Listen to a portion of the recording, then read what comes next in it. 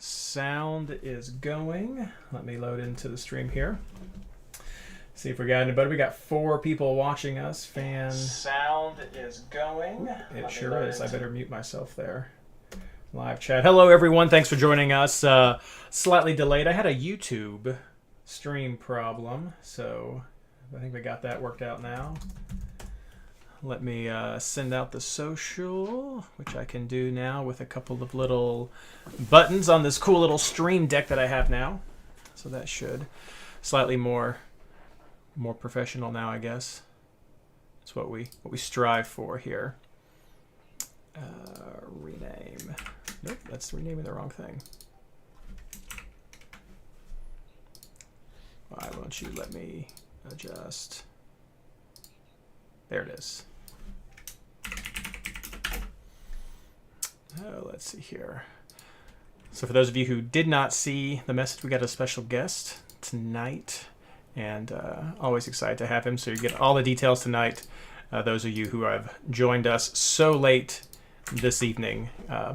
But okay, Shannon, how you doing? Great. Well, we will get started right now, and with hope Blayne will be able to join us shortly.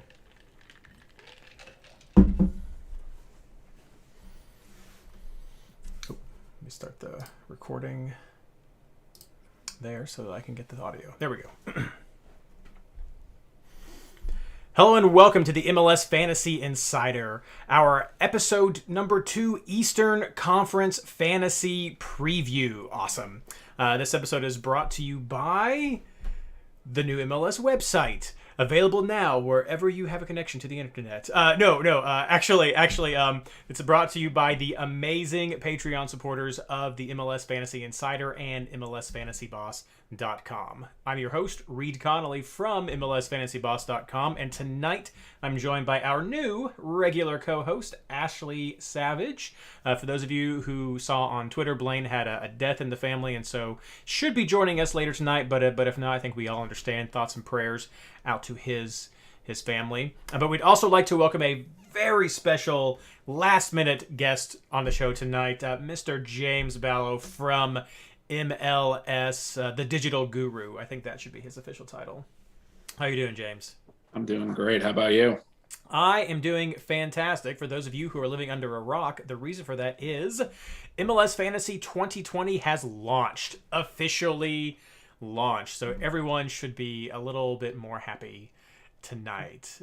And that's why we have James with us. He is going to give us, I know we teased it last time, some of the changes, but James is going to go over with us all of the changes that we can expect for the 2021 game. Any of you who have joined us in chat this late tonight, feel free to send your questions, and we can get James to answer what we can. And then we'll also let him just talk about how our feedback from the community, and I know we always talk about this, about how we want our feedback and encourage the feedback, and sometimes people don't believe me that it actually matters. We'll let James talk about how the feedback we provided actually helped shape the 2021 game. So I think we'll just start right there, James, and turn it over to you. What can we expect for 2021? It'll be better than 2020. I just think in totality, let's just throw 2020 out the window. A good bar to set. Unless you're a Crew fan, but we're looking to have a normal fantasy season, number one, and we this is now probably the 3rd season that I'm kind of the primary owner here on the fantasy game itself, and so each and every year we're trying to listen more and more as to what the fans want out of the game. The game is for you guys. It's not for me. And so, we want to take all the feedback and the opinions into account and take those to heart and really try to continue to evolve the game, a lot like the on-field product, continue to evolve the virtual digital fantasy product as well, each and every season.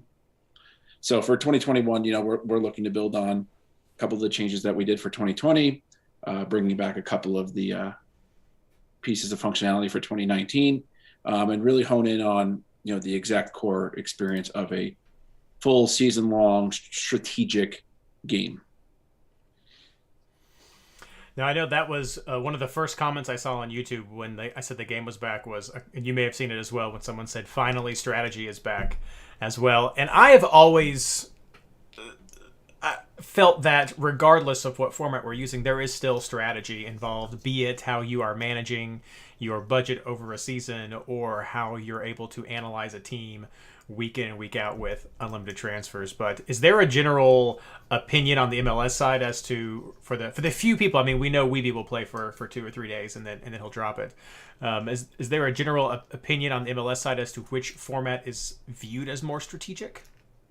I think that, again, going back to what I said previously, that the format is a season-long game, and that's at heart the core of it. That what we tried in 2020 was a little bit of a mix of, it's a season-long strategic game. You have to have earn points every week, and if you miss a week, you're for the overall standings, your chances are pretty poor. So we wanted to add something like the Fantasy Champions League, giving managers the ability to join at any point during the season and really feel like they have a chance to compete. That the fixed salary cap was allowed somebody to join in May, June, July, when we didn't have actual matches last year, but be able to kind of jump in, qualify for the Fantasy Champions League, and have a chance to win a prize. I think where we're kind of stuck is that this game is unique to the North American fantasy landscape, where everyone's very familiar with fantasy football, and some of fantasy hockey, basketball, baseball, but fantasy MLS is certainly different, where there's both a salary cap and season long, either accruement of points or head-to-head matchups. And so I think the smart move is to just realize and focus that this is a season-long game, season-long strategy. Moving salary cap makes sense. We're not trying to emulate daily fantasy with the DraftKings or FanDuel. We're not trying to become a draft league at this point with unique ownership of players. So this game has worked in its format for many years now, and I think bringing it back to a little bit where we were at in 2019 makes sense. Carrying over the Fantasy Champions League makes sense. I think more ways to win is always good, or at least the ability to qualify to try to win a different prize. And that's kind of where we landed, where we've listened to people's feedback. Nothing was overwhelmingly one way or the other. Okay. It was, a lot of people liked a fixed roster value. A lot of people liked moving roster value. But for us to refocus this game as a season-long strategic game is overwhelmingly what the core user base would want. That was actually one of my next questions, was if anything was overwhelming. I feel like I have to plug real quick. If anybody's a fantasy nerd out there, which all of you should be, right? No. If anybody is just crazy with some free time, you can check out, I don't know, it'll either be one of those little pop-ups or down in the comments. We did do a history of MLS Fantasy during 2020. If you want to go check those out, it goes all the way from the beginning to the modern day. So have fun if you want to check out some of the actual history. But so we did have some things that made it over from 2020. That was a strange year. It was sort of a good year to test little bits and pieces. I guess we can call that a beta testing year. But one of the features that came over is the Champions League. And I think that's a fantastic addition. From what I understand, correct me, it's a 200-player final cap. Is that right? That's correct. Yeah, there's 4 qualifiers, the top 50 from each qualify, and then there's the last 4 weeks of the season, right after there's a break there. The last 4 weeks of the regular season will be the Fantasy Champions League. So it's a minimum of 200. If you tie, if you're within the top 50 and that 50 spot is a tie, everybody just comes along. So there you go. So yeah, it's at least 200 managers kind of competing to be the best of the best. So you don't feel like that it's a long grind of a full season. We used to have the spring and fall splits to kind of relieve some of that long grind feeling that something like a fantasy baseball may have. But the opportunity to feel like even if you somehow missed a week, or you captained Zardes and he got a -1, got tossed early in the game. it's tough when you perform poorly in a single week and feel like you're already out of it. So, the Fantasy Champions League is a different twist on the game. And, in all honesty, I see more and more interesting ideas like that over the next couple of years of where this game could go. And for those of you who are new, just joining us this year, I think this is a fantastic change because it does give you more opportunities to experience how the game goes, to understand which players you might want to target, which we hopefully will help you with tonight. But you can just understand the ins and the outs, the switcheroo. What is that? You can get those little that feel for the game, and then in maybe the third or fourth championship round, you can really just put your skills and knowledge to the test and try to make it in and still get a good shot at prizes. So I think that's one of my favorite changes this year because I do think it helps new people come in and learn, which is one thing that we try to do with this podcast, is just help open up the floodgates of what MLS is for people. Another change that I really enjoyed is the fluctuation of player pricing and how that's going to change this year. I know that I got to see a little bit behind the curtain with you all. I guess this might be a good time to say, is there another name that we need to mention who will be helping lead the ship with fantasy? Yeah, I would say that the person that we've used now for our initial player pricing this year is somebody who's very familiar to the game. He's placed, he's actually won an overall prize, first place. And so his name is Skylar Redpath, and he's been writing articles for us, the weekly rankings articles. And so we've tapped him this year as our initial player pricer. And then anybody who comes into the league new in the middle of the season, he'll be the one setting the initial price on that player as well. But other than that, there's no changes to the algorithm of at least how a player's performance affects their price change. But the only change that we've made is that a player's price can only rise a maximum or fall a maximum of 500,000. Compared to last year, we had bumped it up to $1 million because with the fixed cap, that actually made things a little bit more interesting, or we thought it would. So we're going back to the 500,000 cap on maximum player price change. Yeah, I think that's nice. I mean, it's something people are familiar with. Of course, we've already mentioned a couple of times that team value will change throughout the season, up and down based on your players' performance. So for most of us, that should be familiar. If you started in 2020, you're not always going to have 100 million. You could have more, you could have less. So that could put more emphasis back on value building at the beginning of the season, which we'll talk about probably next week in the show. James, I have to ask, were there any just ridiculous, crazy answers you all got as feedback that you can remember that you might want to share with us just for a laugh? I wouldn't say ridiculous. I'd say every idea is a good idea. That's fair. Okay. That's the developer right there. Yeah, right. So, we see a lot of chatter, a vocal minority on just a draft style game.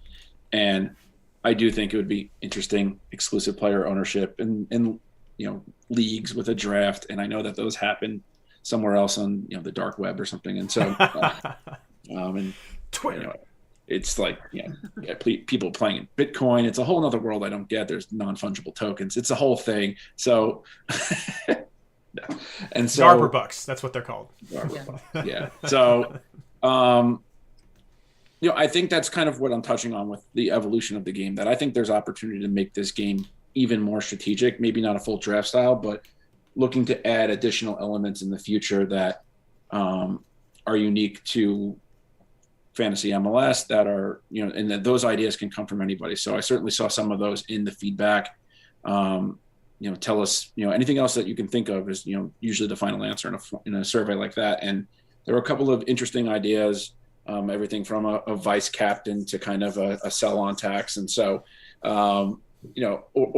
individual weak player boosts, you get one shot at tripling your captain. There's crazy ideas that, great artists steal that exist in other games in Europe focused leagues. So, we'll look to see if some of those ideas are something that we'd want to bring over to the Fantasy MLS platform.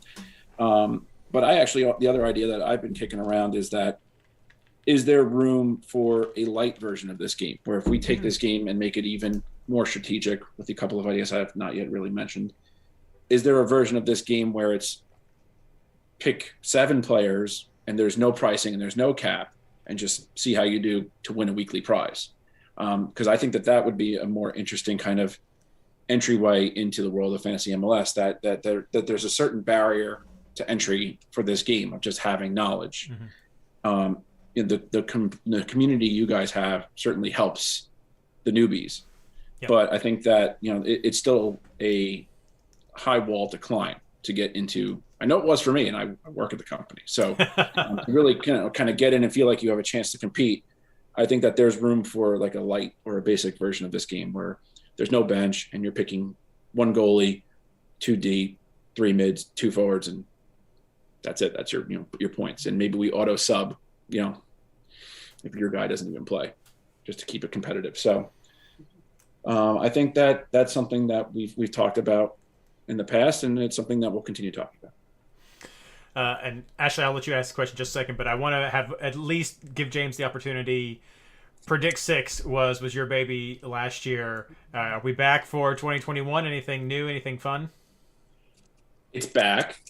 We've tweaked the odds to make it easier to win the jackpot. Unfortunately, last year we didn't actually have a jackpot winner. That was a combination of, we had actually less matches and less prediction periods than we had hoped to have. So the odds were, we planned on having 1 or 2 jackpot winners, and it just based on the odds, and that didn't happen. So we were close early in the season with an 11 out of 12.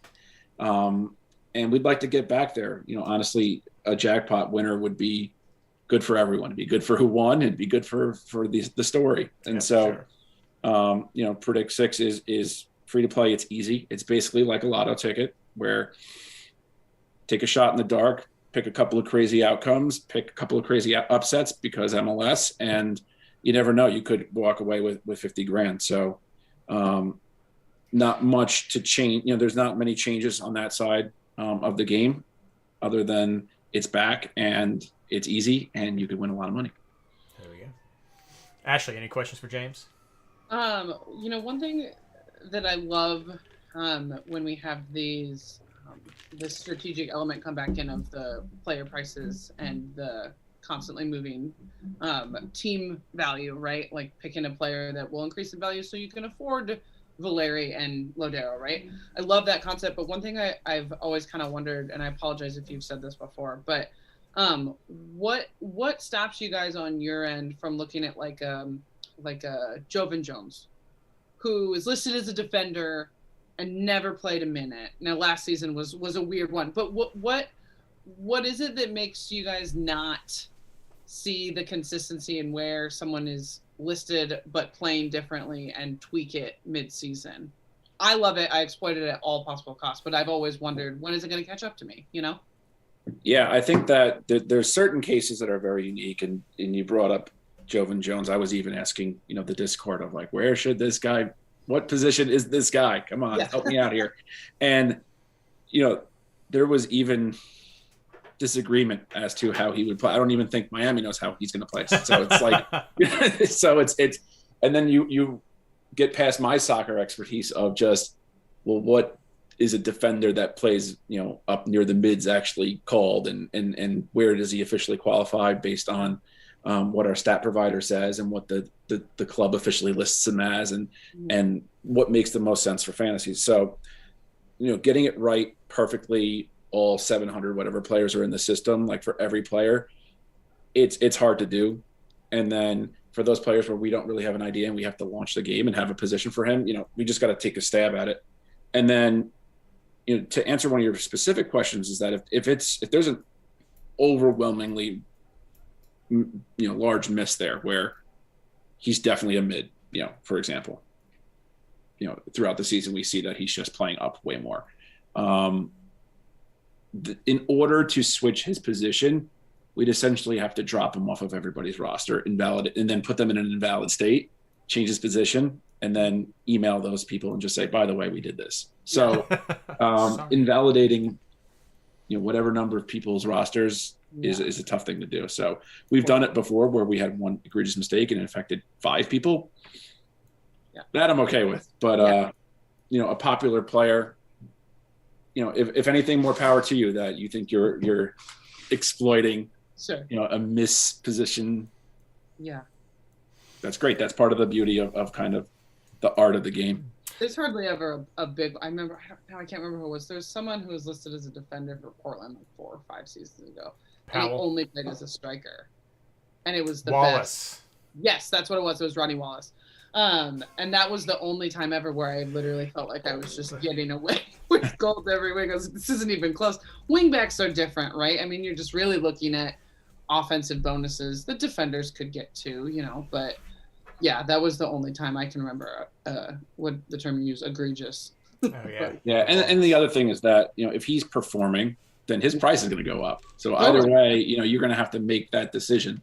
Yep. And, fantasy MLS midfielder production is a podcast episode on its own. And so, if you put then Joven as a midfielder, then maybe he kind of gets lost in that, and he's less interesting as a player. So I think that we could go down the path of then maybe there should be 11 positions in fantasy. Sure.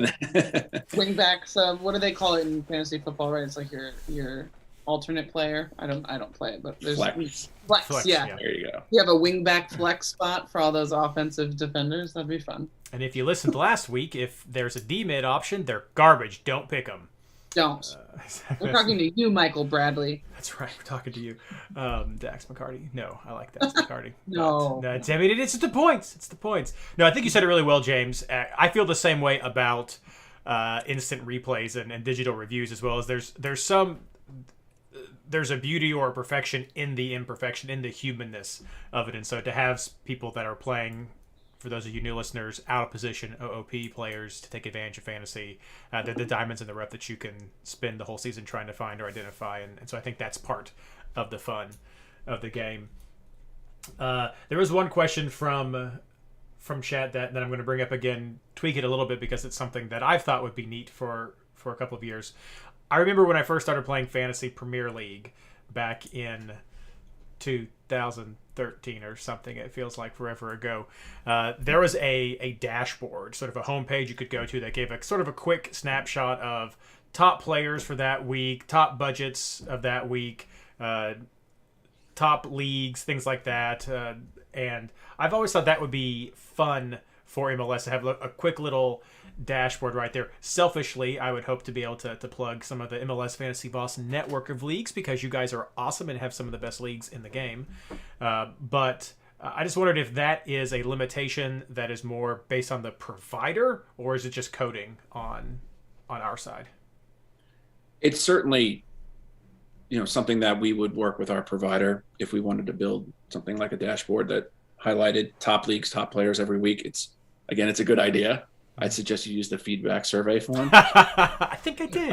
That we'll send out at the end of this season. But we're not necessarily, we have constraints just with our vendor of just turning the game over every year is a process, and readying it for release both on the web and in the app it's no easy feat. And so every new feature and change is time and money. And so, we wanted to make sure that we were focused on the core experience. We wanted to make sure that the changes that we put in place for 2021, that we essentially started this podcast talking about, that those were tested and built appropriately so that we'd have a high quality functioning game.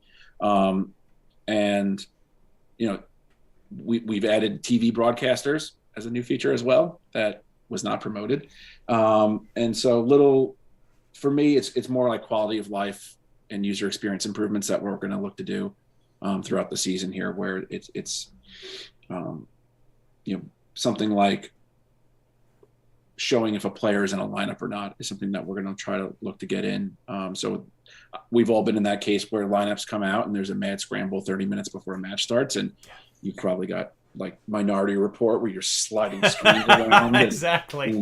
Looking at like, what does their Twitter say? What's the official match say? Who's in my lineup and how do I fit? And now I'm 0.1 over and what do I do? And like, match lock is coming. Like that's like when you get like the meme of the guy like sweating.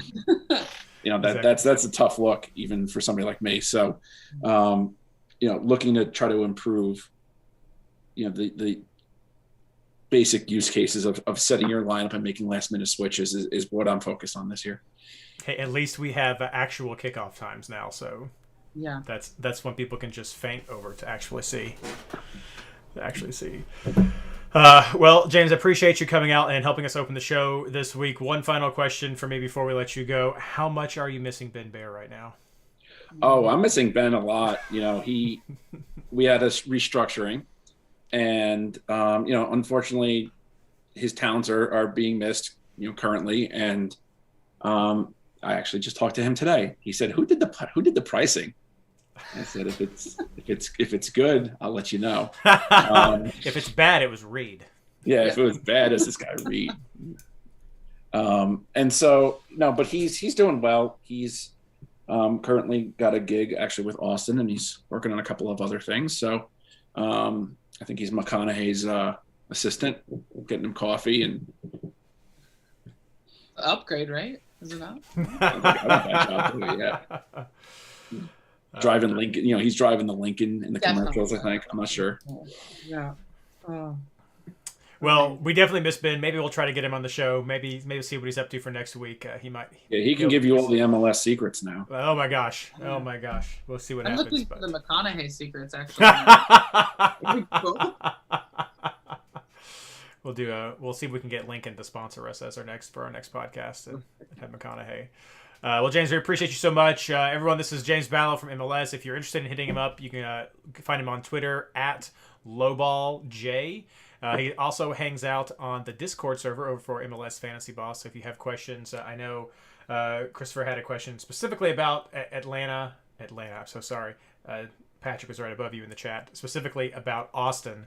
And that would probably be better addressed maybe on Twitter than on the show tonight. But thank you so much for joining us, James. And we look forward to a fantastic season with you. Thank you very much. Do I get a plug? Go ahead. You can play anything you want to. Yeah.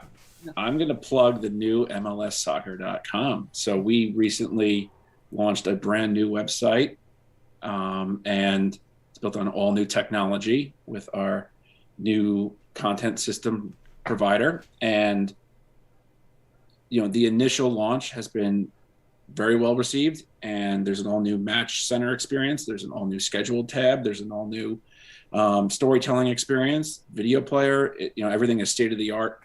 Works beautifully on mobile. And so, the best thing for me being on the product side is now that this enables us, this is like the foundation. This is a whole new, rip the house down to the foundation and studs and rebuild it the way we want to. So this is going to open up a lot of interesting technology and product, digital product features, both on the web, but also on the app and really on anything else that our content and data can touch. So we're looking forward to showing new and improved stats. We have a integration with Second Spectrum for really enhanced player tracking. So we're going to look to get a lot of that integrated, and then continue look to try to even integrate some fantasy data into our website, into our products. So now that we have this foundation in place, there's only improvements that we'll be making months and years from now. So the MLS Soccer League site is updated, and then there's more to come for all the fans of individual clubs. Awesome. Well, thank you so much, James, and I hope you have a good rest of your evening. Thank you. You too. All right. Sorry for those of you listening to us live if there's a weird video thing going on there. I've got this, our cool new setup for 3 people when they join us, but 2 people, I do not have a little overlay set up, so I had to throw something together real quick. So maybe when Blayne joins us again later, we'll be able to have something cool again. But for those of you in podcast land, you will never know unless you go to YouTube and find out. That was fantastic. Some great interview. What'd you think of that, Ashley? Yeah, I mean, it's so great to hear how the decisions come about behind the scenes and, kind of know what they're plugging away at and working at. I think it, I don't hear a ton of up and roar things about fantasy being, wrong done. And so it's just nice to hear what thought goes into things. And, why things were changed and what their intention is behind it. So yeah, I mean, I love hearing from James. It's awesome. And I will say, as far as prices go, now that the game is out, I didn't add anything. The game, I made my notes for tonight's show. I think everybody else did before the game went live. So I don't have any information about prices. Yeah. That'll be for round one. Anyway, I will say that I did get to see pricing early before the game launched. That was something I got to look at, what Skylar and James had put together. I don't know who else got to look at it, but I did get the opportunity to put some feedback into that as well. So if you do see anything that's just crazy, I mean, you can throw shade at me. You can throw shade at Skylar too as well. As far as I go, and everyone listening tonight, just when I look at these things, I think we can talk back and forth about he should be a 7 or 7.5 or maybe like. And if someone's close, in my mind, I don't tend to sweat it too much. So, I mean, maybe there's some guys who are a 9. Maybe they could have been a 10, maybe a 9.5, maybe an 8.5. If they were there and I see them, I'm like, you know what, that's pretty reasonable. I don't tend to sweat. There were a few that I saw, which I pointed out where I just said didn't feel right. As you know, I don't like defensive midfielders. And I was basically like, no defensive midfielder should ever be valued at more than 7 or 7.5. Period. I hate them. They're garbage. You will find at times there is a name tax for all fantasy games. There is a name tax for some of the players you will play. But I will say that I got to put some feedback on for defenders that I think was used, and I'm hoping that some of the defenders will be a bit more affordable because of me. I'm going to own that one. I tried to help you guys out there. So you find some defenders. You know how much I hate expensive defenders, so thank you for advocating. You're welcome. I don't know. I just feel like there should be a certain cap for where a lot of defenders start at, if where the premium defenders start at, and then after that it should just sort of just slide off a little bit. Some guys are just going to be, I mean, basically, if you have a guy who is your defender of the year the previous year, that should be your top. Like that's the point. Everybody else falls below. It's kind of how I think. Like, it's just weird to have some guys that are high and I'm like, but they didn't do that much last year compared to this guy. What's going on? So I got some feedback there. But there's prices. Take a look at them with the game that's launched right now. It should be a lot of fun this year. And we'll go into that more next week. We do a week one prediction, but going into tonight, we didn't have it last week for the West, so it doesn't make sense to do it this week. We're just going to cover players. So again, Blayne's not with us just yet. We're expecting that he can probably make it with us soon. If not, Ashley and I will sort of wing it and give you what we can for his teams. A couple of quick plugs before we get into our pick section, which I know is why a lot of you are with us tonight. If you have not checked out the Patreon, head over to patreon.com/MLSFI. That is how you can become a supporter of this sub. There are different amounts you can pledge. There's just a straight up amount. You can just give a donation, but there are different amounts you can pledge. I'm going to be having the stickers back this year. I'm working on getting ordered the face masks that we're going to have for the swag. And of course, I'm going to be getting the soccer ball back as well for our top Patreon supporters. Those people will also be allowed to come onto the show and talk shop with us during the season. And our top Patreon supporters will be able to join the MLS Fantasy Insider Invitational exclusive league just for our top patrons and a various selection of experts who we invite to play. Always a super competitive league. It's head-to-head because that's my favorite format. And that we're going to have that again, which leads me into... I've set up all the leagues. I haven't put out the codes yet because I'm getting all the details put together. But I'm going to have one more prize league this year. So we're going to have the Fantasy Boss official, the r/Fantasy MLS official, and then we're also going to have the Patreon league. So if you are a Patreon supporter, you can have 4 opportunities to get a prize from the MLS Fantasy Boss network of leagues. And then new this year, one of our Discord leagues for MLS Fantasy Boss is also going to be eligible for prizes. So you can sign up for all of those. And you have the chance to win. You can't win multiple times. I will start going down the list. You can win your highest prize eligibility. So if you get first place, that's it. There you go. You've got your prize.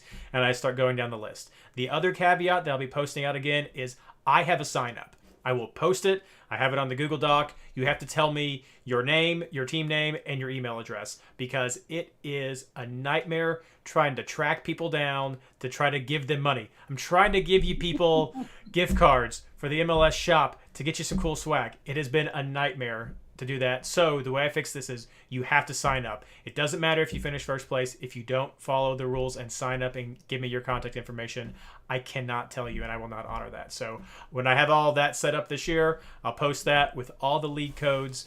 We also have just a for fun Discord as well. But most of the prize leagues are going to be the open style, so based on total points. But the MLS Fantasy Insider Invitational is head-to-head because I love it. I love it. I love it. I love it. That's most of that. So yeah, please head over and check out the Discord channel. You can get that at MLSFantasyBoss.com. It's right there in the side. Head over to r/FantasyMLS if you want to check out what's going on there. And also on MLSFantasyBoss.com, check out the articles that we have coming out. It's a bit more in-depth for each team preview with a fantasy focus. So a little bit different than what they do on RMLS, a little bit different than what Matt Doyle is doing on MLSsoccer.com. This is a fantasy focus, especially for you new players. For if you're just completely confused, who should I be targeting for this team? This is what this project is designed to help you with. It's our yearly fantasy primer. So that is all I have basically for our announcements and kind of housekeeping. Anything you want to touch on? Ashley, so sorry for your Gonzaga guys. I mean, first of all, it's Gonzaga, and I will only correct you once.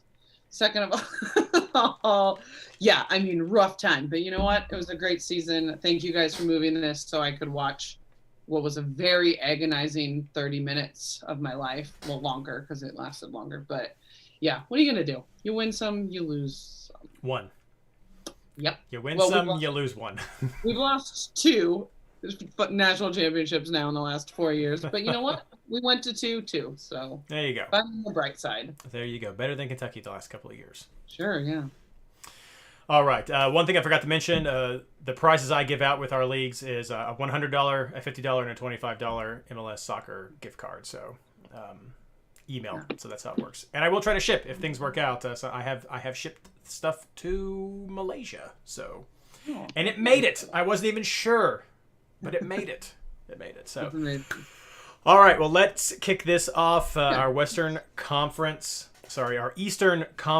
preview. That's what we're doing tonight. Last week, we did the West. This week, it's the East. Just little quick breakdowns that we have.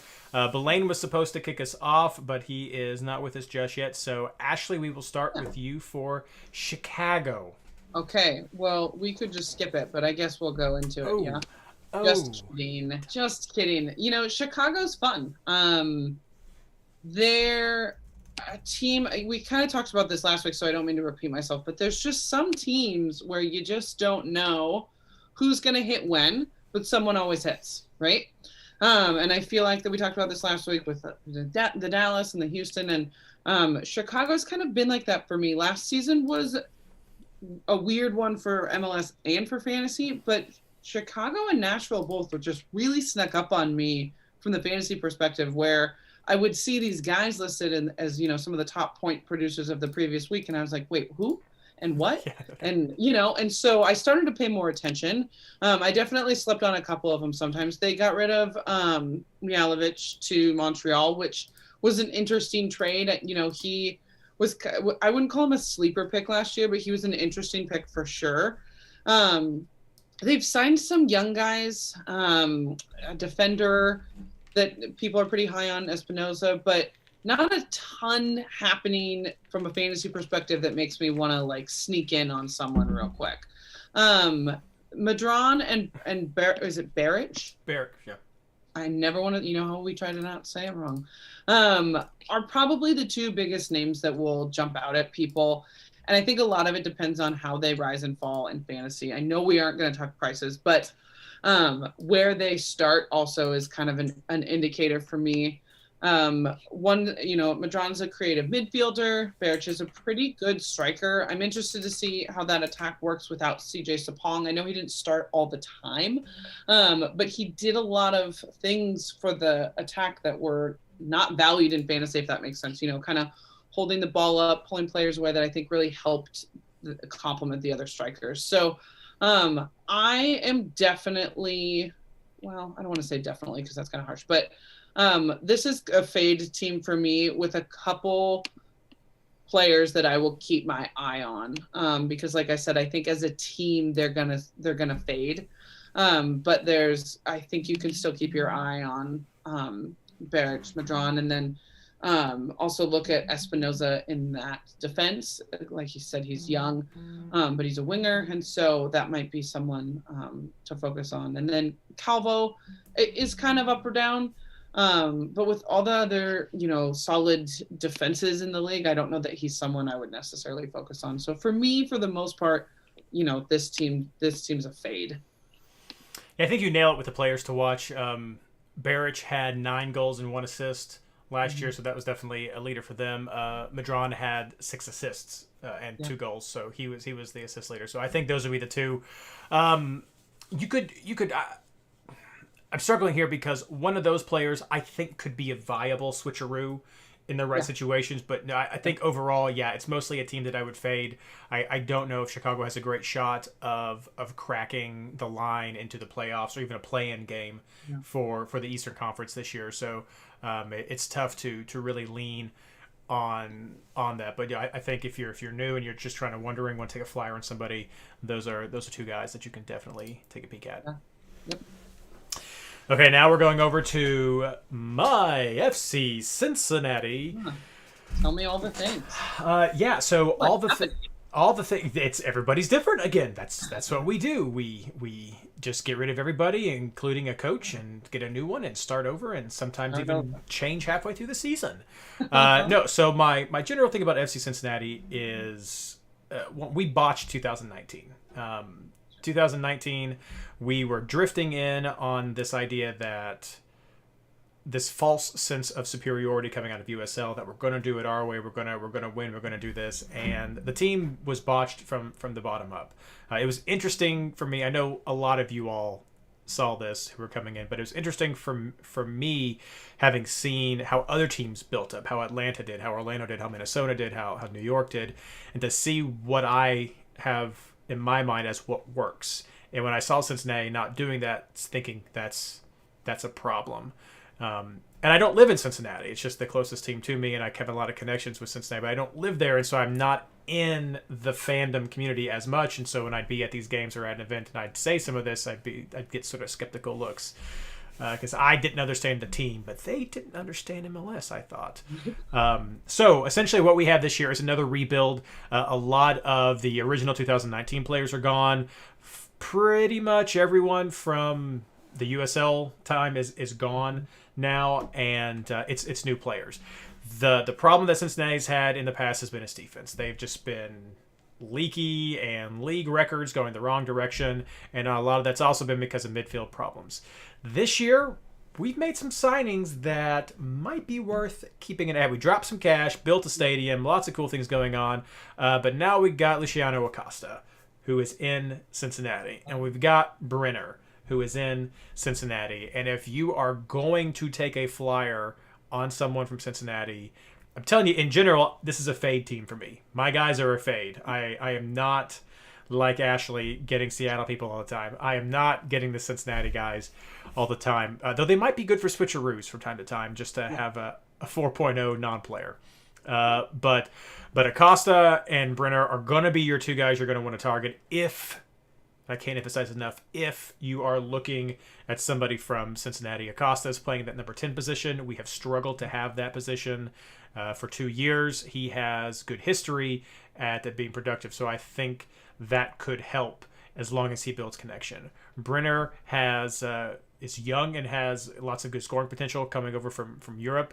If he can replicate that in MLS, that could be amazing as well if it happens. I don't know if it'll happen. It could be fantastic, but I always am skeptical with some of this stuff. We also got Ronald Machrita from New York City FC. He's going to be playing on a wing. He had great numbers at New York City FC. We have a real field in Cincinnati, so that might be a little bit different. I'm sorry. That's an old thing. I'm sorry. It's wide. He's going to get tired. It's real. It's real. It's a real soccer field. But if he could have some of those numbers that would be great. But I mostly have him on this list as a caution, because if you look at what he did in 2020, you think, oh, this guy's awesome. He's going to be getting some great numbers. That might not happen at Cincinnati because he might be on the back foot a lot, depending on how we're doing. And then one I'm going to talk about keeping an eye on, Yuya Kubo and Locadia are two players on the wing, and Locadia is kind of on the outs. Yuya Kubo might be on the bench kind of playing for a spot, but they both have skill. I'm leaning more towards Yuya Kubo as a player to watch from a fantasy point of view. He had a good history last year when he was brought in that he was just not able to capitalize because, let's face it, 2020 was basically just a giant preseason for a lot of teams, especially when you get a new coach right at the beginning. So he's someone I think has potential that could work if Brenner starts working out. If people start having to focus on Brenner and opens up some of the wings, that could be someone you could look at as having potential to get some shots.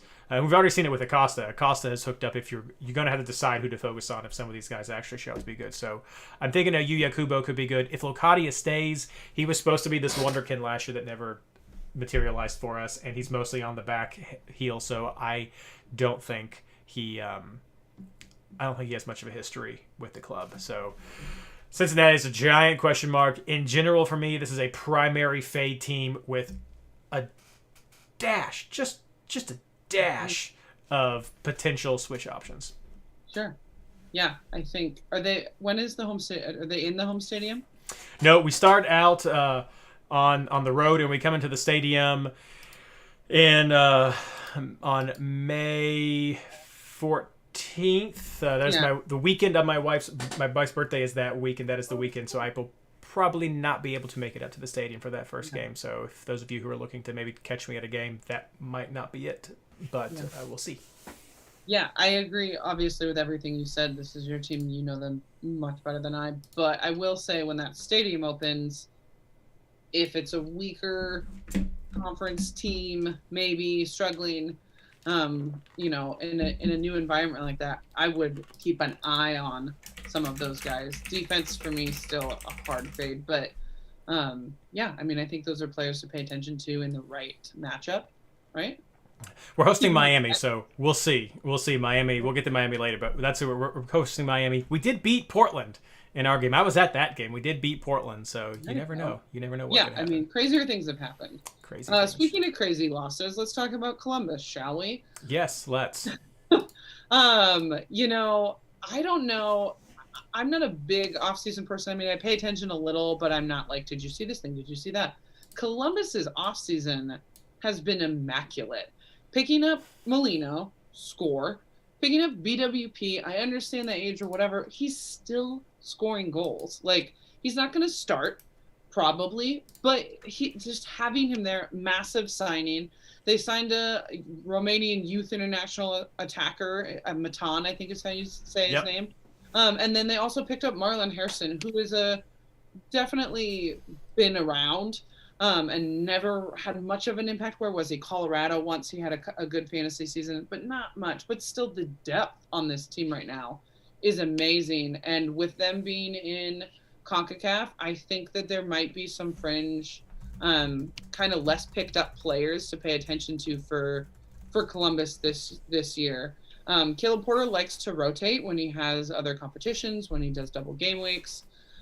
So to pay attention to some of those depth players, I think might be an advantage during certain weeks this year. Like we kind of already talked about this, the summer weeks, we have a lot of double game weeks and a big stretch where you could see some players rotated for international duty and whatnot. So when I went to look at what their potential starting 11 was and kind of highlight people to talk about, I only didn't highlight two people. So it's really hard. The opposite of the two teams we've just talked about, where I feel like you could and should pay attention to a lot of these players.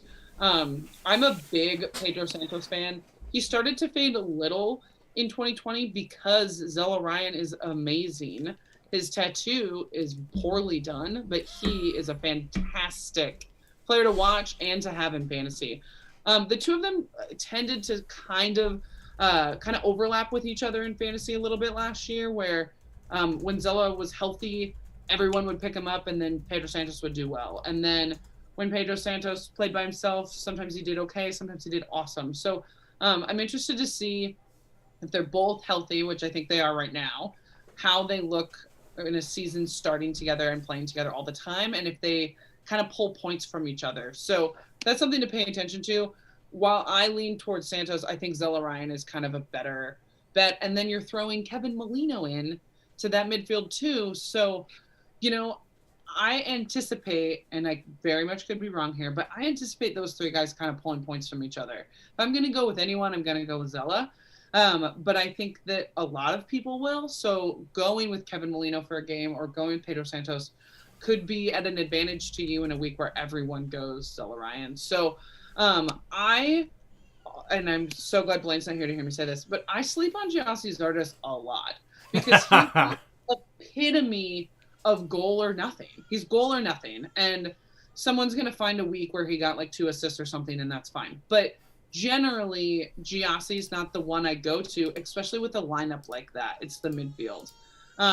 So for Blayne's sake, I'll say Captain Giassi every week, but I don't mean it, and I don't think it's a great idea. If they have a favorable matchup and you don't have a striker that fits your budget or something, maybe. I don't think he's going into the national team anytime soon, so he should be around for most of the season. But he's just a striker that, for me, I try to get, when you're spending that striker money, someone who's going to do more than just score a goal. So you could at least bank on bonus points if they don't get a goal. Giassi is either 2 points or 6, right? So that's hard for me. And that defense is going to get pricey, so get in while you can with Awful and Mensah and Valenzuela. Artur and Wormger were the only players that Artur's the defensive midfielder. So, Negby, I guess more so. Those are the only 3 players that I kind of shy away from. Darlington Negby's tough, right? I mean, people love him as a player, but as a fantasy pick, he doesn't often hit for you. He'll have a wonder goal, and you'll feel like you chose him for the best reason, and then he'll do nothing but a couple bonus points the next couple of games. Eli Room had some injuries last year, and so I enjoyed picking up his backup because that defense is still stacked without him. I haven't looked at what he's starting at, but he's a great shot stopper. So with that line in front of him, Room's going to be probably, I don't want to say maybe a first choice, but one of the first choice keepers for me in fantasy because that defensive line is just so good. Yeah, I think you hit on a lot of the players there. For me, it is Zelarayan is the main guy from Columbus. If you look back at the stats from 2020, be careful, because if you see Zelarayan, you'll find out he only had 61 points, but he also didn't even hit 900 minutes. He had a lot of injury concerns and just the crazy schedule that we had in 2020 in general. So, I mean, he is key when they're in. Pedro Santos was the highest scoring last year, and that's because he fell into that slot of number 10 when Zelarayan was out, and he did it well. He was doing that well in 19 as well before Zelarayan came. So to have them both have a way for them both to be on the field is fantastic. I love Molino, one of my favorite signings. I love BWP because of what he can do off the bench. I hate to say it because of Cincinnati, but Columbus does look again pretty set to maybe do a repeat to get another spot back on the shelf here in the middle spot there. But yeah, a fantastic team, and you almost can't go wrong with their fantasy options. Yeah, there's almost too much. Yeah, there's almost too much. Let's see here. So Blayne's gone. Ashley, you want to keep us going with Miami? Yeah, Seattle 2.0. Let's do it. So talk about a team that's kind of had a rebuild, I think in the best way probably. Offseason came out that David Beckham's taking a more active role in the club. Can't hurt. Bring in one of the Neville brothers, which I still think is like a prolonged Punk episode for MLS. Like, just doesn't really seem feasible, but he's here. That's a big get. I know he's not a super, vetted coach, but what he's coached, he's done really well. So I think that, this is going to be a big change for the clubs. Kieran Gibbs is coming over in the summer. Longtime Arsenal left back playing for West Brom in the Prem right now. That I think is going to be really interesting. Those defenders from the EPL don't always transfer over very well, but I see Kieran Gibbs making a big impact. And this team, this front office has spent a lot of money on defenders, and Some of that I think is the addition of Chris Henderson, who I miss every day of my life, and probably will miss for years to come. But he's just really smart with his scouting, and he's really smart with his signings, and it wouldn't surprise me to see them bring in another name or two this season that would impact fantasy. But right now, I do know I read today, which came into play with what I was looking at for tonight, is that they did announce that they have 4 DPs. So there was rumors about them being not investigated, that's too harsh of a term, looked at about the Blaise Matuidi signing. Should that have been a DP? Did they do that incorrectly? And so today it looked like they have 4 DPs in Higuain, Pellegrini, Pizarro, and Matuidi. So they're going to have to figure something out. Fantasy-wise, all of those guys, except for Matuidi, are very, very interesting to have. Kelvin Leerdam got picked up, and they brought in Fagal, and then LGP, Gonzalez Perez is still there, and then it seems like this is kind of the one spot where I'm not totally positive. It seems like Breck Shea is going to get that other wingback spot. Breck Shea is probably my husband's favorite MLS player of all time. So, every Christmas he secretly hopes I buy some of his ridiculously overpriced art, and I don't. But Breck Shea is just a fun player to have in fantasy. He is like an always bench option for me when Miami had good games last year, or good, favorable matchups, let me say. He's usually cheap. He thinks he's still a striker, and he's supposed to play in defense, and he's just goes crazy. Sometimes it hits, sometimes it doesn't.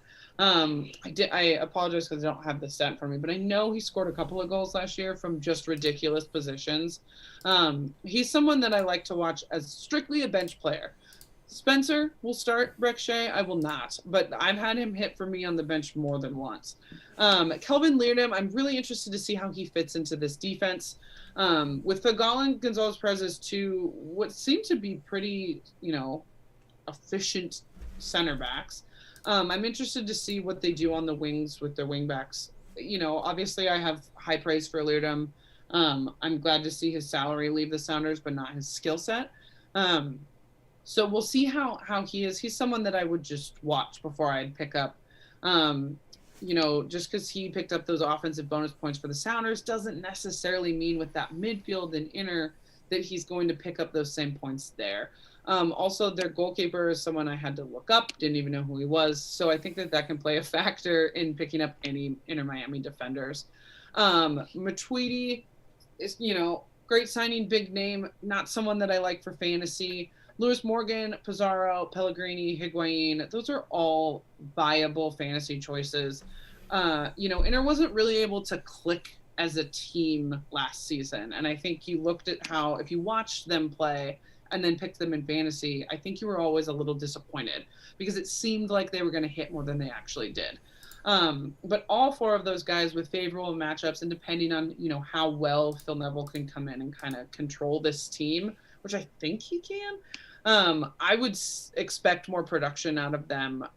Some of them you're going to lose to international duty. Well, Pizarro, you will lose. But for the most part, those 4 guys will be there for most of the season, is my understanding. So last year, Morgan really popped and went up in points a lot. Pellegrini did too. Obviously, everyone knows both Higuains. I tend to kind of shy away from him, but I think he might have a bigger season this year with how that midfield is set up around him. So for me, this is a switcheroo team. I know I just talked about them like I'm going to start every single one of them, but they just weren't that good as a team last year, and it's hard to start players in fantasy when their team isn't good. There's always someone carrying the load, but this is a team I'm definitely watching with interest. So for me, I think some of these players are a start, but for the most part, the team is a switcheroo team.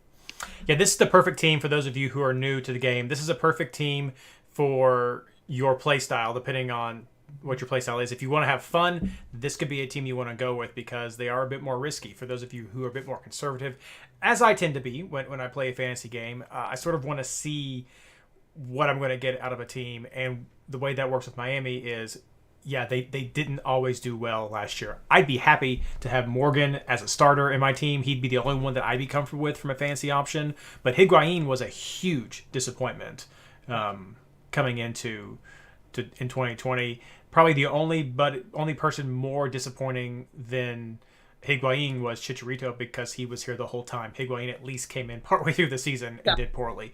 But there was, a lot of pieces not working for Miami last year. And I think that's why, for me, a lot of these, I agree, as sort of a wait and see. I'd be happy with Lewis Morgan, though. And I will say Breck Shea had 4 goals last year. That's what he had. The thing about Breck Shea that's different, in addition to being a boom or bust player, as far as like I'm going to get 2 points or I'm going to get a goal, it's you also might have him play 90 minutes for you and get 2 points, or 3 minutes for you and get a goal. So that's the weird thing about Breck Shea, and it's also the amazing thing about Breck Shea. Yeah. If you're ready to tempt fate, put him in. Right. Exactly. All right, let's move on to Nashville SC now. I had Nashville, and I know I've already gotten a couple of comments off of the show, people saying they were looking forward to my talking about them, which I hope is because you are anticipating that I'm saying I really like Nashville. They did really well last year. Nashville built its team the way I think all expansion teams should build their team. Maybe the only slight caveat is if you don't have like David Beckham money or something. Like if you don't have crazy mad money where you can just, like Atlanta, just drop all this cash on your squad. For a more reasonable build, I think Nashville did amazing. They found some good players to build around in the attacking positions. They found some good value around them, and they built a defense built of core MLS guys who understand the league. And that's why I think that's what's important. It's not that the MLS guys are better than international guys. It's they've been playing in this league. They understand the competition they're against and what to expect from the other players around them. And I think that gives them a bit of a leg up when some other players are still learning how to work with their team and within the league. So they did it well. And I really like Nashville. They are an easy play team for me. Maybe switcheroo, just depending on what other options you have within the week or how many players you want to build for your team. But an easy play. Mukhtar for me is definitely one of the standout players there. 72 points in 2020 with 4 goals and 4 assists. That's excellent for what they did. Lille is another good player. 90 points in 2020. Had 3 goals and 4 assists. Those are 2 of the primary goal scorers who aren't defenders. And then I also liked Kaden. In 2020, he only had 17 points, but he had so little play time. I think he is going to be a good option up top for Nashville this year.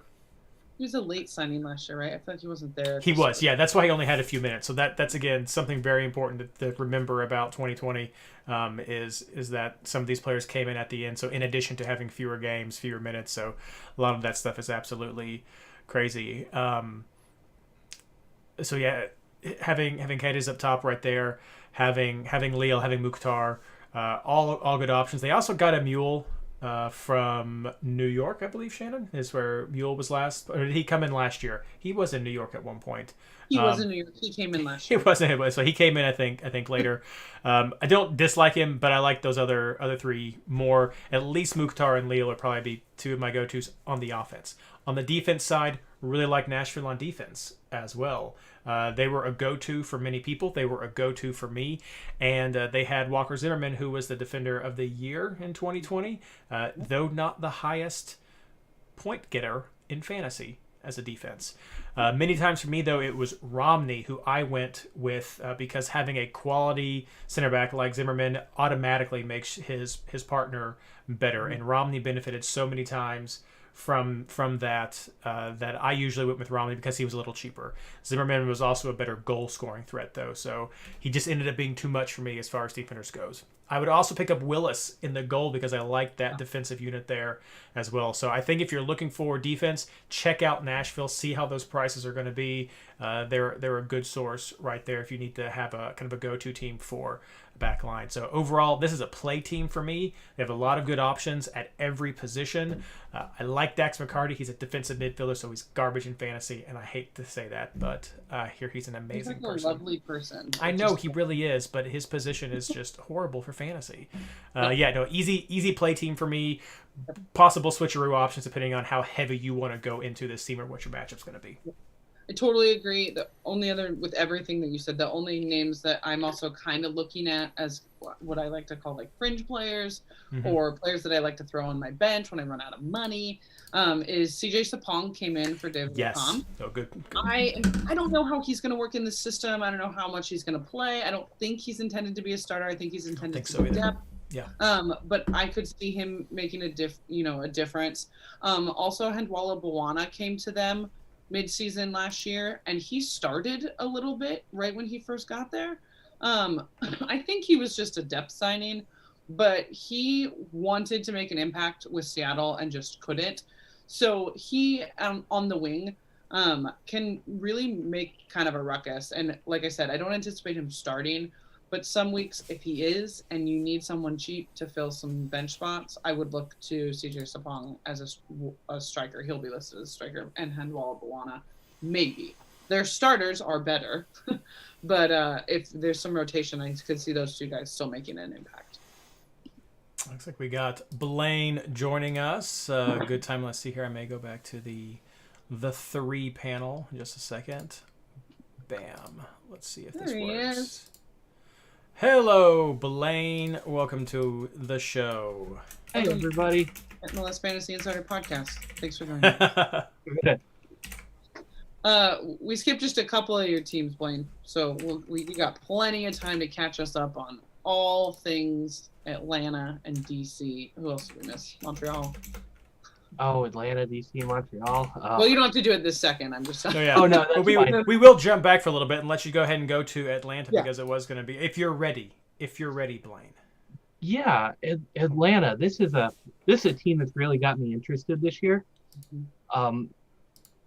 Joseph's back. That's the big thing. I know he didn't travel for CCL, but he's going to be back. And as soon as he's back, this is a new dynamic for a team. He is going to be a hot commodity again. I have no doubt about that. The supporting cast around him is a little different, so we'll see what happens. I think he'll elevate a few of the other players around him. But this is just an interesting team, and I think the prices are going to be fun to watch here. I don't think anybody's going to be super expensive around him. And that defense has been okay in the past. The East is not a conference I'm looking at for a ton of goal scorers outside of a few teams. So who knows? There's a lot of stuff here.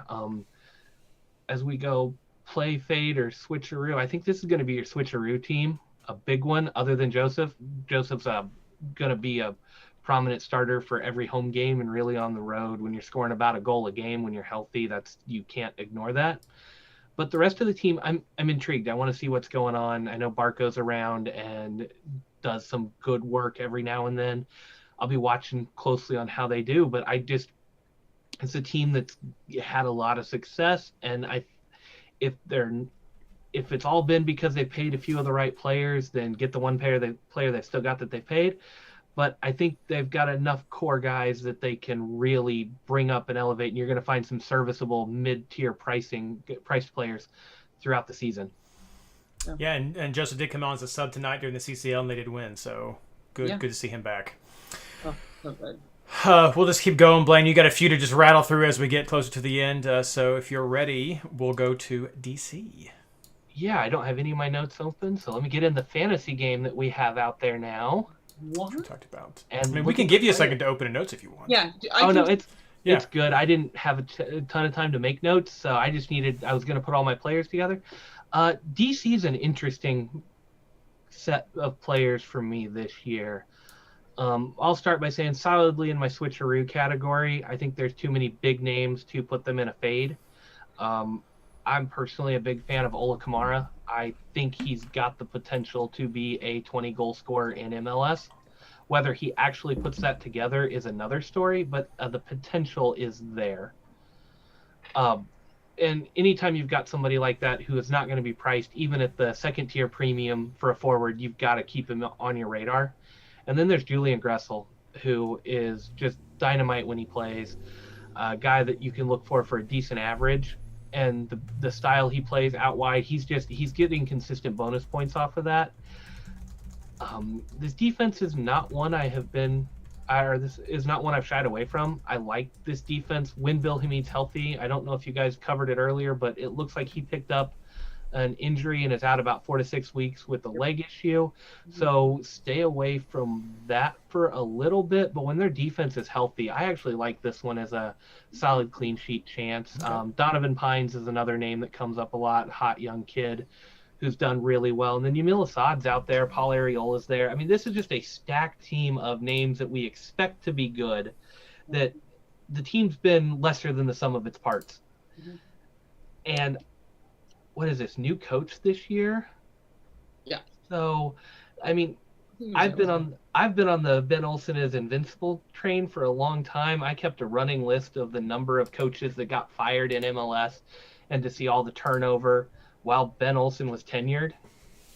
Mind you, he had 3 bottom of the East teams, and other coaches were getting fired, and he kept his job. So new coach, these players, if he can put them together, this team, I mean, winning the East is not out of the question, if you ask me, given the players on this roster, if they put it together. Like, this is solid front to back. I see players that could start in any team in MLS, and you're not looking at guys like, oh, maybe they're fighting for a spot. No, there's solid guys all over the place.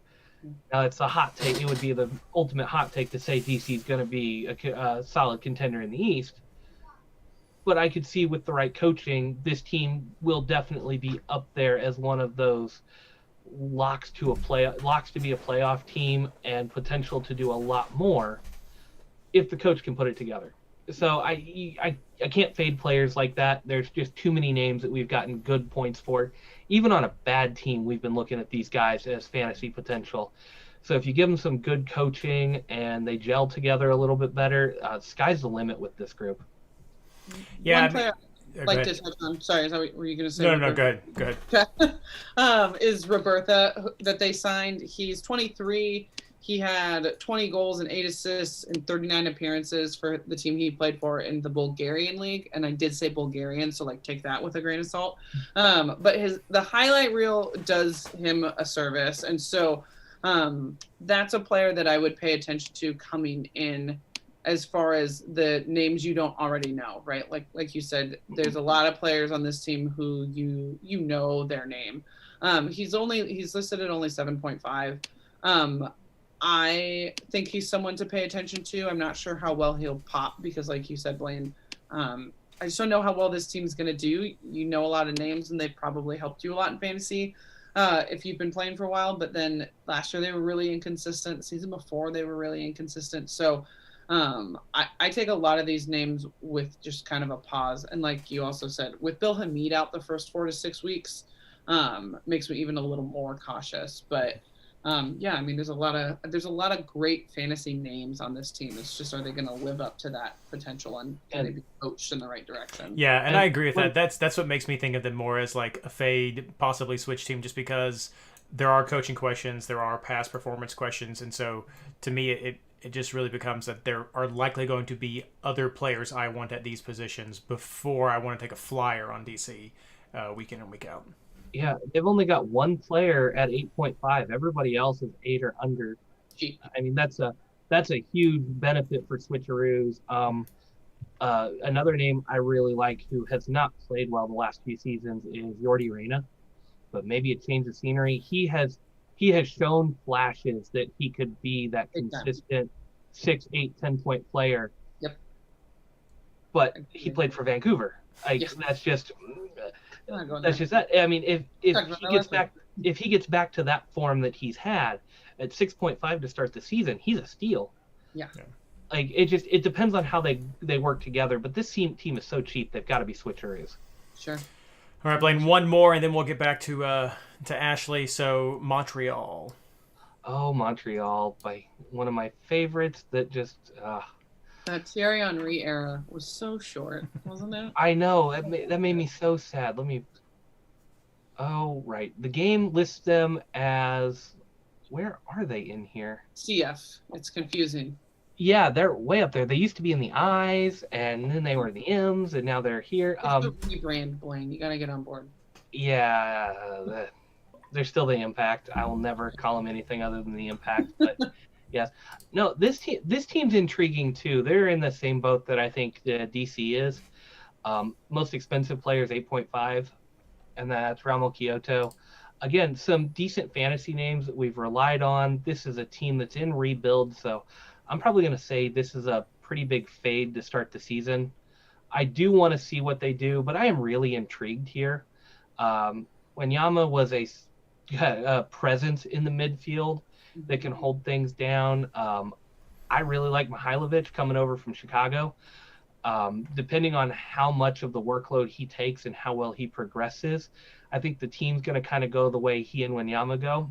It's just if those two can boss the midfield like they're capable of, this team could solidify pretty quickly. I'm not seeing the top end heavy hitters that I would like. Kyoto playing out wide or center forward. I'll go with one of my boys with Eric Curtado joining the squad. Yep. If he's a starting striker, I'm looking at the prices. He's cheap. Mason Toy's here as well. I mean, there's two strikers that are going to be cheap. Yeah, Hurtado's 4.5 to start the season, and Toy's at 5.0. I don't see a ton of strikers on this. I've never liked Kyoto as a center forward as much. I think he's done better on the wing, and that's where he was best at with Houston. So this could be an early switcheroo team for a couple of positions like striker. If you can stash one at 4.5 or 5 million on your bench and see what happens, go for it. Impact playing on East Coast time also gets those earlier games, so you'll see that score. There's some potential here of guys that have done okay that could gel. Mostly a fade, but there's a couple of just kind of rough gems that you might be able to find in the middle of that. But a team that's really tons of names, name recognition, not a lot of chemistry yet. I think it'll take 6, 8, 10 weeks to get that chemistry together. And then watch out, because it could be really good or it could be really, really bad. Yep. Yeah, no, I'm a fade for Montreal unless they show me something. So easy right there. Yep. Ashley, let's get back to you. Talk about New York Red Bulls. Red Bull, got it. This is another team. Red Bull. In my group of friends that we play fantasy together. Red Bull and DC for the last 2 years are the teams that we keep going back to that burn us like crazy in fantasy. And I don't expect anything else from Red Bull this year, if I'm being completely honest. Another new coach. Old coach is up in Toronto, so we'll see. Their coach had a couple games last season, right? Because Chris Armas got fired partway through the season. Am I misspeaking? I mean, I feel like he's not brand new this season. Maybe I'm wrong. Either way, it's a new coach. The front office of Red Bull has been interesting. They let Tim Parker go. I don't even know if Kaku is owned by them at this point anymore. There's just a lot happening here that makes me hesitant in fantasy because of all the other things. People are going to like Aaron Long. People are going to say, but what about Aaron Long? When you look at who's around him, I don't love it. It makes me kind of nervous. He couldn't stay super healthy. I've really enjoyed watching him with the national team. But I don't know if he, is good enough to carry the rest of the players around him. I think the first couple of games will kind of show us. So for me, this defense is a fade. I'm so torn between fade and switcheroo with the midfield and the striker setup because they're real big on Fabio, which is a great name. Even if I'm saying it wrong, I don't think it is. It's spelled like Fabio, so I'm going to say it like Fabio. He's a big striker, that had a lot of goals for Barnsley, and they're expecting that for him. Here, I haven't trusted a Red Bull striker since BWP. So I'm interested to see Kaden Clark with a full season under his young belt. He's projected to start There were even rumblings that he might, be signed abroad before the season started. So let me see where he's starting price wise, but he's someone that I'm paying attention to. I don't know if, I would just straight up sign him.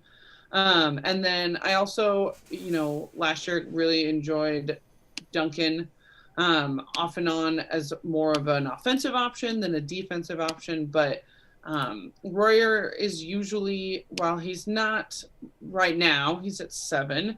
He gets expensive and then has a tendency to just kind of plateau there. And if you don't get him at the right time, you miss out on all the points he scores to get expensive. So he does a lot for them. I'm just interested to see how well this midfield and strikers gel. But I'm paying attention to Fabio. I don't know if the highlights are going to roll over to MLS. And then, like I said, I'm just a little cautious with this defense. So for me, this is a combo of a fade and switcheroo team. No one on this team stands out to me as a must-have. Kind of like you said earlier, Reid, when I think of other positions, is there anyone on this Red Bull team that I'm like, no, I have to have them no matter the matchup? The answer is a hard no. But there's a couple of players that I really kind of want to keep my eye on after, in the first couple of weeks. Yeah, anything to add to that? We'll see. I guess my biggest question is, are they going to break away from some of the Red Bull model internationally with their tactics and have something that, or go something with their own? So it'll be interesting to see how they come out in the regular season. Yeah. And see, I've been a long time member of the hard fade Red Bulls because they can never fit anything together anyway. And I know I've talked about the last two teams having cheaper players and switcheroo candidates. Kaku is gone. He signed with another club. It's that saga's over. Now the fight is, what compensation do Red Bulls get for him for tampering? That's really all it is. They signed him they signed him under contract, so they owe a transfer fee. It's the compensation there. He's not coming back. That means the most expensive Red Bull player to start the season is $7 million. Not even a 7.5. It is a $7 million. 8. Kamara. No, that's Kaku. Stop. Yeah. That's Kaku. No, yeah. No, yeah, that's what I said. The person I've never seen. If you can't look at him, I don't know that's him. Wow. Yeah, yeah. So right. Kaku was listed as an 8 as their most expensive player. Now you've got Caceres Jr. and Royer at 7, along with White. The only name I'm even I guess I got to throw 2 names out there that I'm willing to kind of take a flyer on is Duncan if he gets back, if he stays the way he's been doing, but I expect his price to go up as a defender if they're playing well. And then Ballow. Sure. Love the way he plays, but he's just gotten hurt so many times. Like, if he can stay healthy, I think he's got the potential for 7-8 point average when he's healthy, even with the bad team. It's just he hasn't stayed healthy, so I think he flies under the radar. So I can't fade him quite as hard as I fade the rest of the team because I think he could have brought the team up the last few years. But when you have season-ending injury a couple of games in every year, it's just really hard to be a fantasy option. Yeah. All right, Blayne, let's move on to New England Revolution. Oh, New England. If you want a hot take of hot takes, which I can't do this to my boy Zardes, New England Revolution could win the East pretty easily this year. Ooh. I think this team is stacked. We are going to get a Lily sighting tonight, too. Yeah. It's her bedtime after getting back. Can you wave at everybody? Okay. Let him on that whole time. But yeah, Carlos Gil and Gustavo Bo, that tandem can tear up MLS. They can tear up any team in the East. They can go toe to toe with the heavy hitters in the West. The sky's the limit here. This defense is solid. Turner has proven time and again to be an above average goalkeeper. Great shot stopper, can save penalties, just solid in the back. Andrew Farrell never gets the fantasy love that he deserves, so I'm going to highlight him here. His average is always up there consistently. His price stays fairly reasonable. He never has the huge games that give him the massive bumps. But because of that, he never gets those massive bumps, so he stays at a lower price. He just never really seems to lose price. Bunbury is a huge favorite of mine. He usually starts out cheap, and he's always productive. It's just hard knowing when he's going to start and when he's going to come off the bench. Buxa was another great pick last year coming off the bench. With Heel and Bow, I don't know how much those two are going to play consistently. It's just this team, Buchanan's another cheaper option who's getting European interest again. It's just a lot of good, solid role players here. They've made some changes. Tommy McNamara's in there. Emma Boateng's over there now. Matt Polster came in. Bruce Arena's building this squad the way he wants to. And I tend to trust Bruce Arena in MLS. National team is something different, but he did it well enough with the Galaxy. Now he had some heavy hitters there. I mean, when you've got Landon Donovan and Robbie Keane, you should be winning MLS Cups. But is it too far off to say Heel and Bow are comparable in a sense of you've got two elite players in this league that you can build around, and they've shown that they can go solo if they have to? It's just, I think this team is really stacked. This is a heavy play team. I think you can go 3 deep here in a lot of ways because you do have your forward, your mid, and a solid defense. Goalkeeper, defender, like I said, Farrell. Kessler's another name I really like. Brandon Bai has been cheap and gets into the attack quite a bit. So heavy favorites in the East this year. I think when you see every team on paper and given the injuries and the transactions and everything, if this team stays healthy, I think they're one of the few teams that can really rival the Columbus Crew for just sheer star power and staying power, both offensively and defensively. Yeah. They're a play team for me. Yeah, no, I agree. Heel and Bow, strong defense. Yeah, play team all around. Moving on to Orlando City, my team right here. So not my team, Cincinnati's my team, but the team I'm talking about. Clear that up. Sorry. Orlando. No, I like Orlando. I think it's a play team overall with some switch options, of course. Chris Mueller, one of the top players, I think, right there. 113 points in 2020, 7 goals, 7 assists. So a very strong option right there. Nani, not quite as great in 2020 as maybe our 2019 performance, but still 82 points, 5 goals, 3 assists. So solid go-to option right there. And then also one of the new acquisitions, Patto Alexandre. He's had a pretty good preseason so far.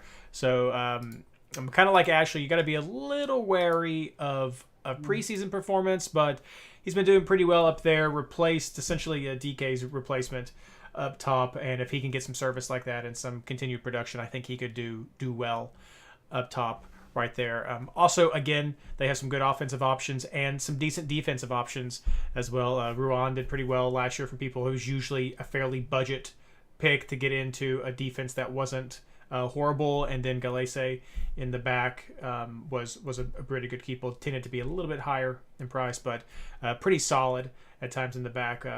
Maybe not your go-to defense. This might be where your switch is. The defense might be the switch, but some usual options that are worth considering when you're building your team. So for me, they're a play team all the way with some switch options.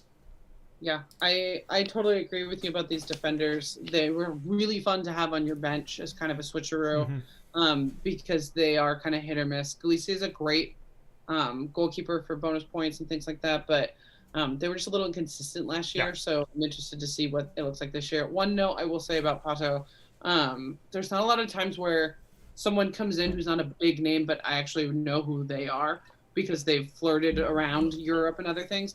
Patto has been like a start, boom, and a bust everywhere he's ever been. He started off really young, going to Chelsea, and like had a ton of hype, and one of those whatever he is Messi's. You know how they say that about everybody, right? Everyone's a something Messi.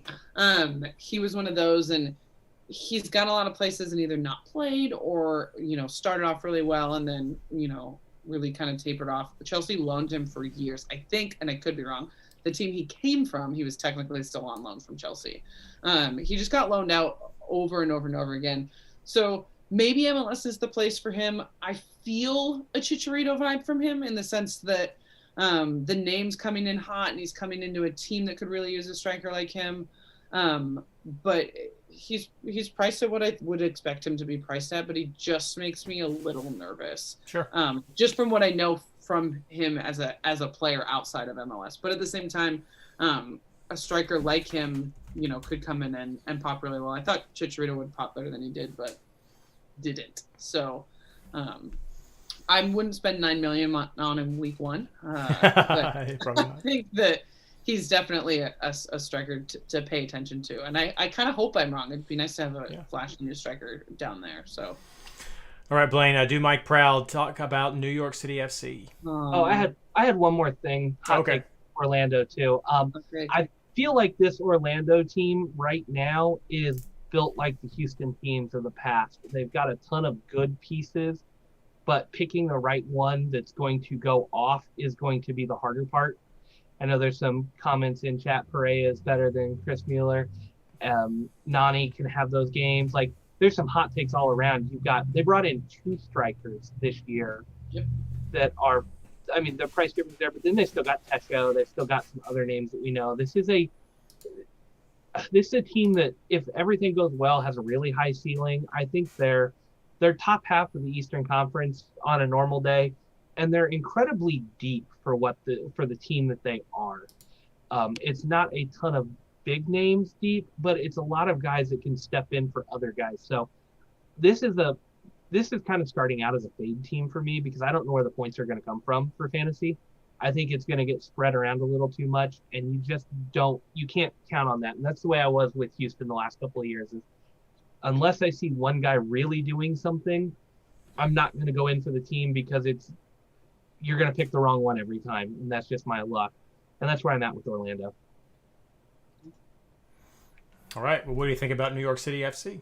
If I'm going to channel my inner Mike, this is a dumpster fire. Oh. No, I don't think it's quite that bad, but I think this is a team that's I really feel like Mike would have a big rant on how this team has been handled lately. Yeah, as he should. And what? Hebert's potentially out long term, either injured or transferred. I can't remember. Injured, I think. It says transferred. Yeah, well, they let Ring go. They've been letting players go. Their core is shaken up. Do you trust Keaton Parks to be the Ring replacement? I think Mike would like him, but I want to see it. Yeah. I think Tinnerholm's going to have to stay home more this season. He can't float like he did in the past. He doesn't have Ring and the rest of them to do it. Yep. Maxi has shown that he can be that guy, but if you double him and make somebody else beat you, the team kind of falls apart. Machrita's been fine. He may be one of those. He's loaned.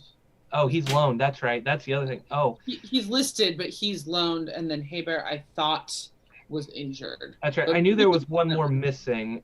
Yeah. Tyler in chat said that Hebert's out with an ACL tear. Machrita's on loan. Yep. I like Tati, but Tati every game. The defense seems to be solid, but I just don't know that they're going to have the cover, and I don't know how much possession opponents are going to get. Tajori Stradi's another name in there. Like, it's a lot of names we've been really high on, but we've been really high on a lot of these names because we've had Machrita, we've had Hebert, we've had other guys. When you've got those names, your 6.5 guys look and play better than they are because defenses know to watch for the other guys. Mm-hmm. Now you're going to have defenses keying off on these somewhat weaker players if we trust their pricing. I see this team struggling to make the playoffs this year. I really do. If Maxi has any type of health issues, or if he can't get a rhythm, or if he gets double teamed, I think this team is going to tank a little bit. And I don't have a good feeling about it. I wish Mike was a little more up on it so I could have talked with him about this a little more. He's retired. Yeah, he's retired. He's not keeping up with the club quite as much. I like Callens, I like Chanot, but I want to see how much possession New York City concedes. Because while I like these guys, and conceding a lot of possession could mean bonus points, it can also mean getting tired and getting shelled. So names I like, just don't trust the system yet, and I want to see where they go. one name I kind of like, I think Mike would also agree with you that this seems like it might be a dumpster fire. But one thing we talked to James about in the beginning was a player listed at a position different than it seems like they might play. And I think Medina is one of those players. I could be wrong. But it seems like he's the only, besides Tati, striker to list. And they play in that 3 front usually. So I think he, for a long time he was considered one of the most atrocious DP signings ever. But he's still there. I don't think is he DP anymore? I don't even know. But I could see him pulling his weight after being, overlooked and injured and overlooked. But I kind of agree with you that this team is a switcheroo to fade for me. But I'm paying attention to Medina. Tati has more shots on goal with less goals than anyone. He was just a fun fantasy pick last year because he scored a couple, and he was cheap. Ismail Shajati couldn't stay healthy also, but he's also listed at 7 this year now, and I think as a midfielder. So when I look at midfielders, I don't want to spend 7 on him, when I could spend that on someone else. So this is a kind of a wait and see team for me too, but I'm a little intrigued by Medina. Yeah, old man Morales is old, so yeah, I'm not going fade. Yeah. Fade. All right, Ashley, Toronto. Let's do it. You love to give me all the teams that beat me in sad ways. I didn't pay as much attention to that this week as I did last week, to be honest. Oh, really? Well, Toronto and Columbus. Thank you, Reid. Just kidding. Toronto's a fun one from a fantasy perspective for me. We talked about this a little bit last week, and I apologize, and I'm sure someone in chat is going to be like, why don't you know this? I don't know where they're playing the beginning of their season, but it's my understanding that the Canadian teams are starting their season somewhere in the U.S. And a question that I have is, 1, how long? And 2, where? And how is that going to impact them? At least for preseason, they were doing it here. I don't know if they're going home and then following those rules and then playing. But that's just something I'm paying attention. I need to pay better attention to before picking up any of those Canadian players. And again, I'm sure someone in chat will correct me and tell me all the right things. But I like Toronto, which is hard to say at times. But they're a team that I think I will probably play more than not. Richie Larea really had a breakout year the last 2 seasons. I like him in the defense. He also gets slotted in as a midfielder sometimes. You guys know that I love my offensive defenders. Mavinga and Morrow as well can really contribute offensively. So I'm interested to see what this defense kind of looks like. And then the last defender that they have is Gonzalez, who last year for me was just way too expensive for his point production. So I tend to shy away from him. And then the midfield, we've already given Michael Bradley a couple of shout outs, but that's just not money I'm willing to spend on someone that plays where he plays. Expect that he's going to start, but that's definitely someone I shy away from. Pozuelo is another one, just like I talked about, Ladero. For me, he's a must-own most games. If he's healthy, he's doing all the things. He's taking the free kicks, he's taking the corners, he's taking the penalties if Josie will let him. So I think that he more often than not is a must-own, across most weeks. Starting at 10, that's exactly where I would anticipate to see him.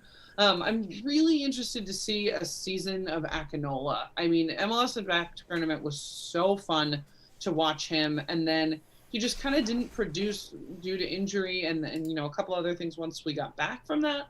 But I'm really paying attention to what he looks like healthy in a regular season at 7.5. Someone I also kind of like to pick up occasionally is Osorio. He has that kind of goal scorer mentality as a midfielder, and I think he can contribute more offensively, as the season goes on. I don't pick up Josie Altidore. I know we kind of talked about this socially before, but he's just not a striker that I love in fantasy.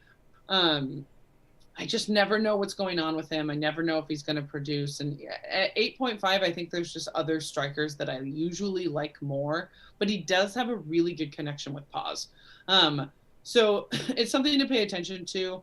And like I said, Pozuelo for me is almost always a must-own. And then some of these defenders for me each week, depending on who they're playing, are also must-owns. And I think Josie's someone that you can slot in a favorable matchup. But for me, he's just someone that I tend to stay away from either due to injury or just, his cost. So not a big Josie fan, but that might just be more me than how he is in fantasy. So, yeah.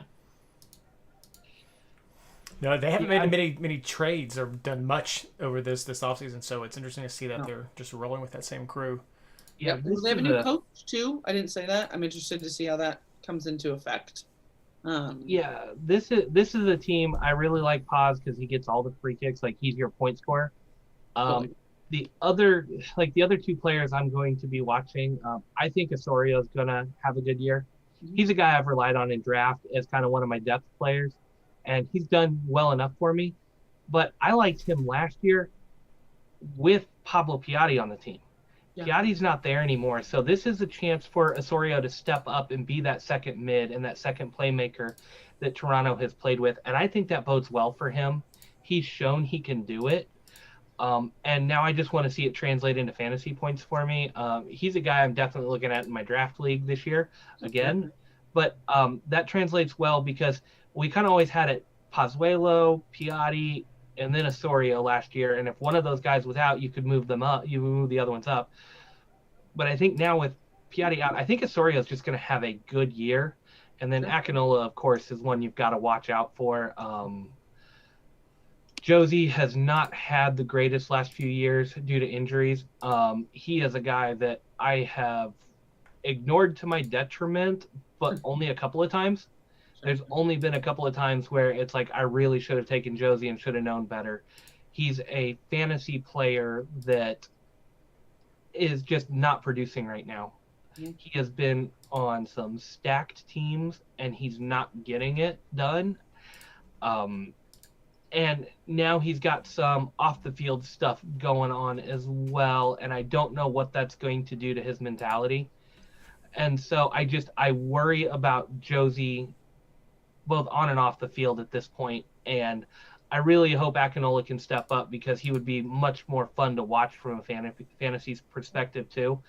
And I think better pricing, just all around better prospect going into the season. But yeah, those are the three names I'm really looking at here. This defense has been hit or miss good, mostly on the good side. They do lay some duds, but no, Toronto's a fun team I'm kind of watching for switcheroos outside of Paz, who's pretty much a must play. All right, Blayne, wrap us all up with Philadelphia. Oh, Philadelphia. I want to have such high hopes for this team, but they've lost a couple of key players. They've made some great sales. I think it's going to take a little bit of time for them to get back to what they had and go from there. But there's some real gems in here. Fontana could be a 6.5 starting 10. And from everything we have seen of him, he is going to produce closer to the 9.5 range.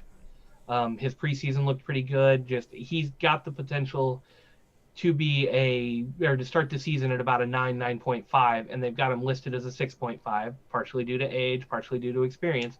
And I totally get that, but I expect him to punch above his weight. He is one of those that when you've got a good matchup, I won't say week one because it's at Columbus, but when you get one of those little bit better matchups, he's a guy that you'll probably want to grab, stash on your bench. The price rises are going to come here. Striker situation is going to be interesting. Shavilko has been pretty good. Let's see what the service does for him this year. All around, I like this team. I don't know that they're solid plays because they've gotten rid of stuff, but Glesnes hit a rocket last year and got on everybody's radar, and he's starting at 5.5. This defense has always been solid. Andre Blake is a quality shot stopper and makes his defense better, he increases the fantasy value of his defense. And the defense has just gotten cheaper this year. These were 6-0 guys that got up to 8-9 million last year. They all got reset to about 5.5. Like, I can't believe none of these guys are starting at 6. So, I mean, they've lost some pieces. They're changing it up, but this is a lot of young talent. So I have to go solidly in the switcheroo category here. I think you've got a ton of potential, and then Fontana, just because of his price being your heavy play early in the season, he'll get you price rises throughout the week or every week as long as he keeps playing well, and I think he's got it. Anything to add, Ashley? I mean, no, I agree with a lot of the things that Blayne said. I think some of these guys are still play for me. I mean, you know, Priz is a great striker in my opinion. Montero, I don't know that he's always worth his price. But yeah, like you said, these defenders are starting off much cheaper than I would have thought. And I liked Philly defenders last season, and almost all of them are back. So I'm paying attention to it. I think they're right in between play and fade for me, or play and switcheroo for me as a team. I think that's fair. All right. Well, thank you everyone for sticking with us with our delayed start tonight and delayed start of the week as well. But sticking with us for our Eastern Conference preview. If you are a new player, again, I hope that this helped you. Don't forget to check out our Western Conference preview from last week. That'll all be posted on the website and online. Let's hit up the plugs. Ashley. Switch the Pitch. Check us out. On Twitter, it's Switch the Pitch 1. I don't like the 1, but it exists. We're getting some preview articles out just from the MLS perspective that I think can come to fantasy, but mostly just if you want to get to know some of the teams. There's some good articles coming out, and then give us a follow and a look as the season goes on for the female perspective on this great men's league. Blayne. Yeah, just give a shout out to this great community. I know you posted on Twitter why we were having a late start, and I had some family issues to take care of tonight. And just the reception I got, I mean, this is why we do it. We do it for you fans, and just the way you appreciate us and worry about how we're doing in our lives too. It's just, this is what the game's all about. So big shout out to the community, especially our Twitter community today. I felt really encouraged with everything that was going on. I know I leave the show in good hands when I'm not here, and I try to be here because I enjoy it. It's fun for me, and I love this community, and I want to give back to everybody. But I mean, that's what it is. It's a community, and I really just want to say thank you to everybody for letting me be late today and coming in and just kind of rattling stuff off the top of my head. I felt like I had a little bit better preparation for this one, so I wasn't just flying off the cuff with these teams. But yeah, I appreciate this community a lot, and this is why we do it. As for myself, I want to shout out MLSFantasyBoss.com because we have our fantasy preview series that's coming out, part of our primer. So be sure to check that out. Head over to the Discord, MLS Fantasy Boss Discord. You can get to it from the website. We have a great community there. It's booting up. Older Goaler has everything rolling right there. And r/fantasy MLS over at Reddit, which again isn't as active with Discord back now, but you can still get some good content right there. There will be leagues for all of that, so be sure to keep an eye out for when I post the league information to sign up. And don't forget to check out patreon.com/MLSFI if you want to become a supporter of this podcast and this project and get even more chances to get prizes from me and swag as well. So we have some of the best players in my opinion, the best leagues in my opinion, and I am proud that we have leagues that actually offer prizes to the players. We've done that consistently over the past several years, which is not always common with the non-official leagues that are out there. So I'm happy to do that, to get back to this community for everything you all do to allow us to do this. So thank you so much, everybody, for joining us tonight, and good luck.